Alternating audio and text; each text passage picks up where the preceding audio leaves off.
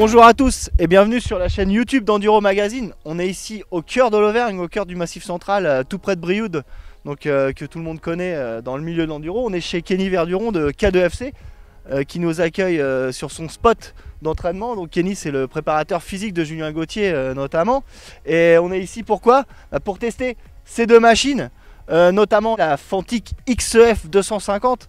Donc qu'est-ce que c'est que cette Fantic? C'est aussi surtout une Yamaha qui ne donne pas son nom, puisque ça ressemble beaucoup à une Yamaha, à part les plastiques. Comme vous pouvez le constater, les plastiques sont complètement différents de la Yamaha, ils sont blancs.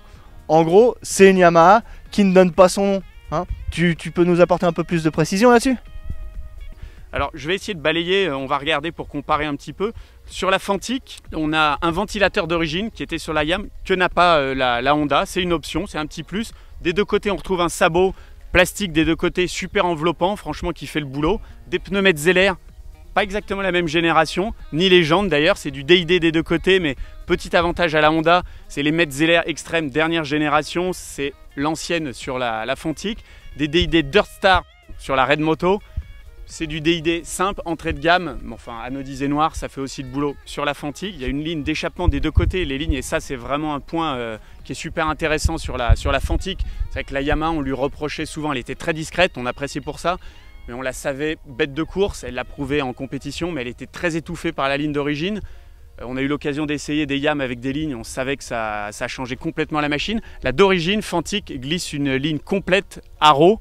Donc on a vraiment hâte de voir ce que ça donne. Du côté de Red Moto, ils ne sont pas en reste, c'est Red Moto qui s'en occupe. Alors les collecteurs sont revus, le double échappement également. Qu'est-ce qu'on a après? C'est des mousses de guidon qui sont changées, voilà, mais c'est du Sella della Valle, c'est quand même c'est de la bonne cam. Ouais, des courbes. Sur la Honda, il y a 3 courbes, ça c'est d'origine, qui sont sélectionnables avec le bouton très spécial là, de la Honda. Il y en a 3 présélectionnés. Sur la Fantic, c'est un boîtier qui a été ajouté par l'usine italienne. C'est un boîtier Athena by Get Wi-Fi. Vous avez une application sur le téléphone qui vous permet de présélectionner 3 courbes également. Alors c'est pas aussi rapide et instinctif que sur la Honda, ça c'est sûr. On a hâte de l'essayer. On est sur un spot d'entraînement de Julien Gauthier qui va rouler cette année en compétition avec la Fantic. Il nous a fait le plaisir de nous l'amener. Là il est parti rouler. Donc on va retrouver ses spéciales. Richard, toi je te représente un petit peu. C'est Rich qui fait quasiment tous nos essais depuis des années. On les compte même plus. Donc la Yamaha, il la connaît par cœur. Il l'a vu arriver, il l'a vu évoluer. Toi, qu'est-ce qui t'interroge le plus? Qu'est-ce qui t'intrigue le plus là, sur cet essai aujourd'hui? Ce qui m'interroge, c'est globalement, c'est de voir comment réagit le moteur avec la ligne Arrow d'origine. Comme tu l'as dit, en fait, cette moto, on sait que le moteur marche très fort et qu'elle est un petit peu étouffée à la base par le pot d'échappement d'origine. Là, avec une ligne Arrow, on va voir si les chevaux sont au rendez-vous. Et après, la Honda, on sait que c'est aussi, c'est pas forcément la moto la plus facile pour faire du franchissement, du technique, mais par contre, c'est aussi une bête de spécial grâce à un moteur qui est efficace, on le sait, grâce à un châssis qui est vraiment hyper performant en suspension notamment, qui est vraiment un super compromis entre stabilité et maniabilité. On va conclure avant d'aller essayer les motos sur le terrain par les prix quand même. Alors pour rappel, ce sont 2 millésimes 2021. La Fantic, elle est affichée à 9 490 €. On est sous la barre des 9005. Ça c'est le tarif que nous a communiqué, c'est le tarif France, hein. C'est une machine qui nous a été prêtée et qui est dispo chez Bonneton de Roue, qui va s'occuper de la compétition pour la marque cette année. Chez Red Moto, la machine dépasse les 10 000 €, elle est à 10 399, c'est 900 € d'écart entre les deux. Voilà, pour un équipement qui est quand même similaire, pour des machines à l'ADN également similaires. Voilà, c'est à prendre en compte, on va le faire au moment du bilan. Allez, on part sur le terrain, Kenny.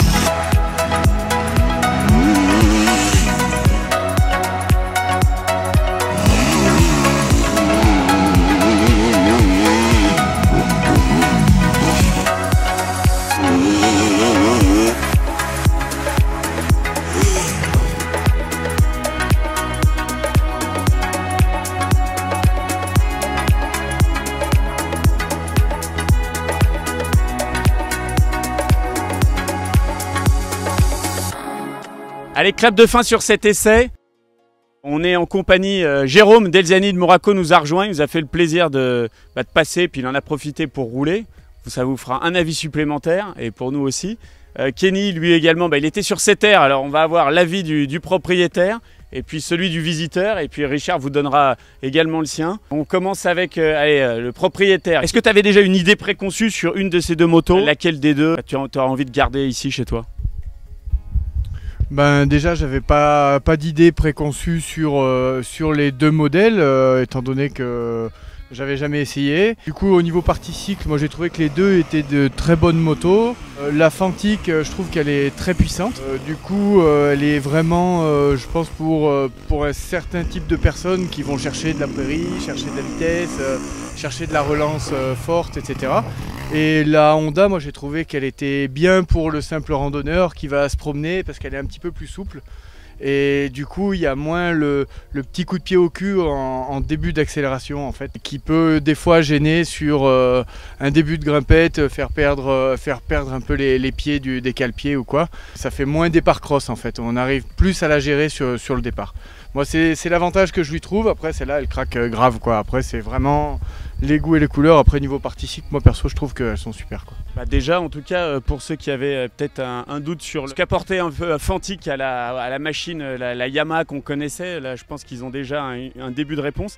Il fallait préciser, c'est vrai que c'est Julien Gauthier qui nous l'a dit après la présentation de ce matin, c'est que c'était une machine quand même qui est sur la base d'une Yamaha, qui était la dernière génération qu'on a peu connue homologuée par Yam. Il y en a eu quelques-unes, mais qui était dérivée de la Cross. Donc c'est une machine qui avait perdu, lui nous disait sur sa machine de course, entre 9 et 10 kg.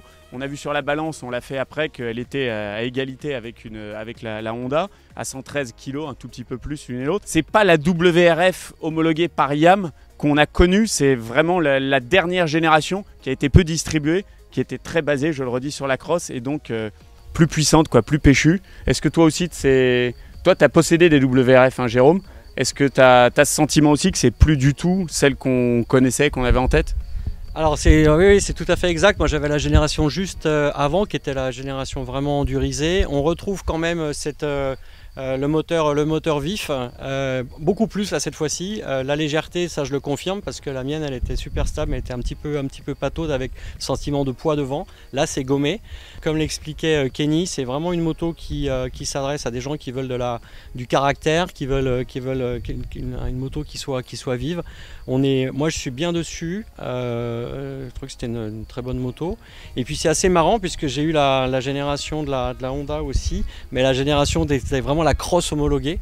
Il n'y avait pas le démarreur, il y avait la boîte cross. Donc là on voit, je ne l'avais pas réessayé depuis, donc là il y a une sacrée évolution.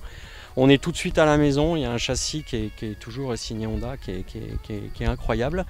Moi j'étais assis un petit peu haut sur cette moto, et puis... Tu parles de la Honda, pardon. Pardon, je suis en train de parler de la Honda.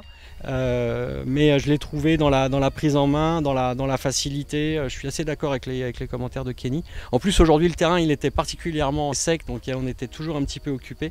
Et finalement je vais mettre mon choix sur la Honda, parce qu'elle permettait de gommer et puis de s'économiser un petit peu. Mais c'est vraiment deux tempéraments différents. Ok, bon en tout cas l'un et l'autre, j'ai l'impression que vous préférez la Honda. Je me trompe pas? Si vous deviez c'est ce que je te demandais, si tu devais en garder une des deux chez toi, tu garderais laquelle? Bah après, si je dois garder une des deux, je garde les deux. Parce que suivant ce qu'on va faire, ça va être différent en fait. C'est surtout ça en fait.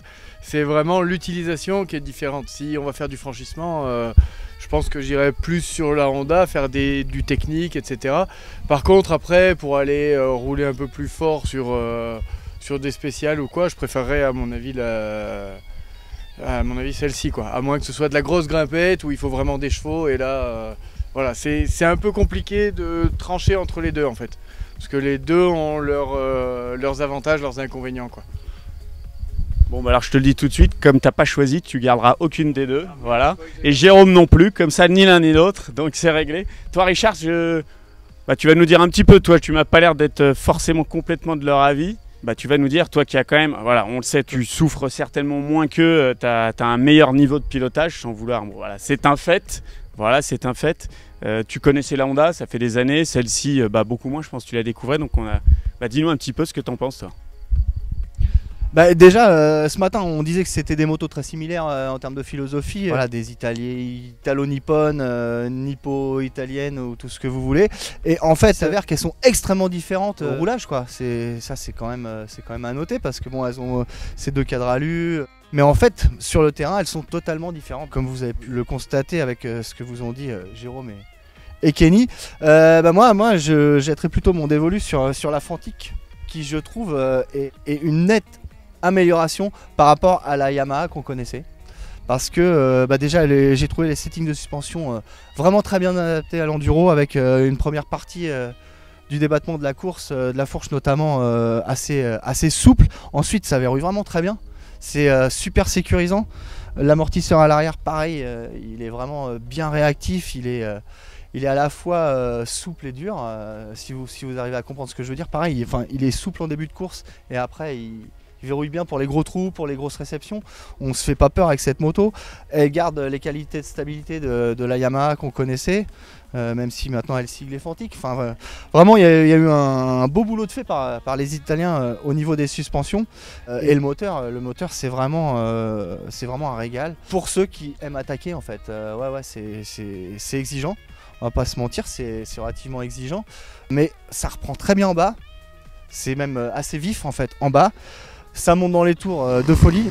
La ligne Arrow, elle libère vraiment ce moteur. Et bah moi, ouais, je lui donne une petite préférence, même si j'aime beaucoup cette Honda, qui est qui reste aussi une référence en termes de châssis, parce que bah, on est tout de suite bien dessus, comme disait Jérôme, on est tout de suite à la maison, quoi. Elle est plus typée en termes de position de pilotage. Voilà, celle-ci est vraiment universelle, on va dire. Tout le monde est tout de suite bien sur une Honda. Je sais pas pourquoi, mais c'est comme ça depuis des années. Hein. C'est pas une nouveauté ce que je dis. En termes de moteur, ouais, c'est facile, hein. C'est très facile. Je parle de la Honda là pour le coup.